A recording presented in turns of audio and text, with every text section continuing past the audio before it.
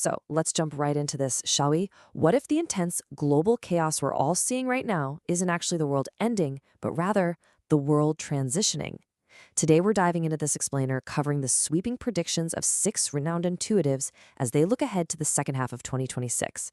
Now, they aren't just reading the headlines, they're looking way beneath that, at the underlying energy. The core premise we're unpacking here is that all this chaos, everything from shifting political borders to wild, unpredictable tech, is actually part of a massive, completely unavoidable transition. So here's our roadmap for the explainer today. We'll kick things off with the big picture, the global spiritual detox. Then we'll journey through geopolitics, the energy of crowds and the earth itself, the hidden systems of AI and disclosure, and finally we'll bring it all down to the micro level, choosing awakening over fear. Let's get to it. All right, Section 1, the global spiritual detox. Let's set up the foundational lens through which these intuitives are viewing 2026. The main thesis here: the world isn't just breaking down, it's going through a profound, absolutely necessary detox. Think about what happens when your physical body fights off a bug. When you're purging a sickness, it honestly doesn't feel great, right?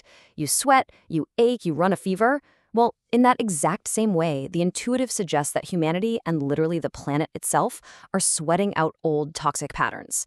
So that intense discomfort we see on the news every night, all that friction in our political and physical environments, it's actually just a symptom of deeply buried global fear finally leaving our collective system. Moving on to Section 2, geopolitics and global unrest. Let's take a completely impartial look at how this whole detox theory applies to major flashpoints in the Middle East, the UK, and Europe. When we look at the Middle East, specifically the ongoing tensions involving Iran and its neighbors, the intuitives raise one massive, primary question. Is the current calm we occasionally see in the headlines a true, lasting peace, or is it just a temporary pause? And that brings us to this brilliant quote from Craig Hamilton Parker that really captures the group's consensus. He says, "A battlefield can become quiet, but the pressure continues to build." It's such a great point. Silence definitely shouldn't be confused with resolution. The source material describes the situation not like a pot that's cooled down, but more like a heavy lid jammed onto a pot of boiling water. The underlying pressures, things like economic strain, national identity, and shifting alliances, they're all quietly brewing right beneath the surface. Basically, the intuitives suggest this holding pattern is just making way for a much deeper systemic realignment that we simply won't be able to ignore. And here's the thing, this pressure is definitely not limited to just one region. Shifting our focus over to the UK and Europe, the source outlines a continent experiencing a huge loss of faith in its old political structures. Whether it's debates over immigration, the economy, or just national identity, the intuitives point out that public anger is bubbling up simply because people just don't trust the old systems anymore. And they're not taking political sides here at all. They're just neutrally observing that the public is totally exhausted by political theater. What the collective is actually demanding across the board is a new era of authentic, honest servant leaders who put truth way ahead of the narrative. Okay, Section 3, crowds, climate, and earth. This unrest isn't just happening in parliament buildings and war rooms. It's playing out right in our public squares, and incredibly, even in the physical environment of the earth itself. The intuitives actually map out a timeline of physical events they expect to see as the Earth goes through its own detox. For the summer, they see extreme heat and unseasonable fires, representing quite literally a burning away of old structures. Then in the fall, they anticipate heightened tensions at mass public events. And as we move into winter, they're foreseeing significant transportation delays across trains, supply chains, and borders. But they really stress that these aren't just random accidents. No. They are physical manifestations of an overloaded global nervous system that is basically being forced to slow down. Let's look a bit closer at those public events for a second. Think about something like the World Cup, a huge national holiday, or one of those massive stadium concerts. Have you noticed how these gatherings suddenly feel so spiritually and emotionally charged lately? Almost like warning signs? Why is that? Well, the answer is that crowds are massive emotional amplifiers. The source material explains that a stadium actually acts as a collective nervous system.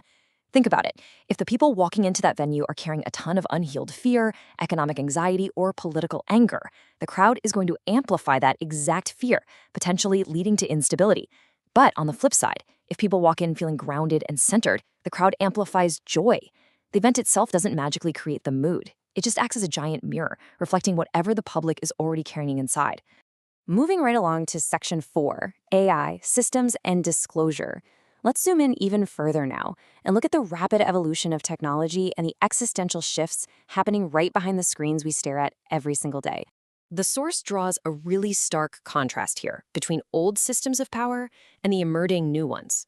We are rapidly moving away from traditional analog controls and accelerating straight into the era of artificial intelligence, digital IDs, and shifting financial currencies. And these aren't just your standard software updates. They represent a fundamental battle for who or what controls the future. The big question is, will these new systems be used to trap humanity in a smaller, highly managed box, or will they be the tools that actually liberate us? Now, speaking of expanding our realities, the intuitives also tackle the fascinating topic of disclosure. But here's the catch. They don't view disclosure as some sudden, terrifying Hollywood-style alien invasion. Not at all. Instead, they neutrally describe it as a soft opening. It's a highly managed, very gradual realization that humanity is not alone. The source explains that this slow drip of information is totally intentional. It's designed to protect the collective human nervous system from the sheer shock of waking up to the fact that we're part of a much, much larger cosmic field.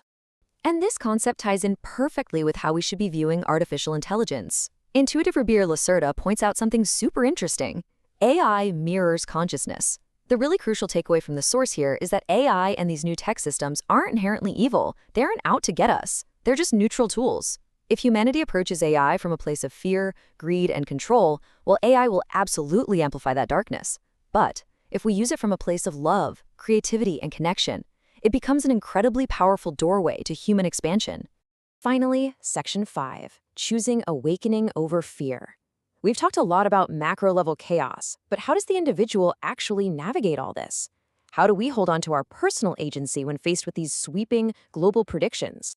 The intuitives offer some incredibly grounded advice here, using what I like to call a yes and technique. Yes, trust your spiritual intuition and practically prepare yourself in the physical world. This means having basic situational awareness, right? Knowing your exits in a crowded room, keeping basic supplies like some cash and water on hand, and honestly just expecting travel delays so you can practice a little patience. But the absolute most important thing, building real local community connections. Because you can hoard all the supplies in the world, but if you don't even know your neighbor's name, you aren't truly prepared. And that brings us to the ultimate choice highlighted by the source, reacting with fear versus reacting with intuition. The intuitive strongly urges to recognize the difference between the two. Fear is loud, It spins frantic stories, it isolates us, and it makes us endlessly obsess over the news cycle. Intuition, on the other hand, is quiet, it's calm, it's practical. It simply tells you to take a different route to work today or to go check on a friend, and it does it without all the panic. I absolutely love this quote from Rinat the Oracle.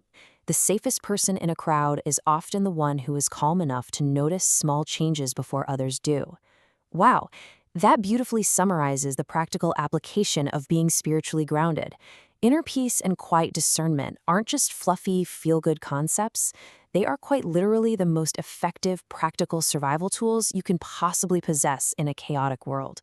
When you're calm, you aren't feeding the collective panic, and you can actually see your path clearly. So we're wrapping up this explainer with a final, incredibly provocative thought straight from the source material. We spend so much time obsessing over predictions, asking what's going to happen next. But the real question, the one that actually dictates our future, is who are we becoming as it happens? Are we going to become more fearful and divided? Or are we going to use this global detox to become more conscious, prepared, and compassionate? The choice ultimately is entirely up to us. Thank you so much for exploring this fascinating material with me today.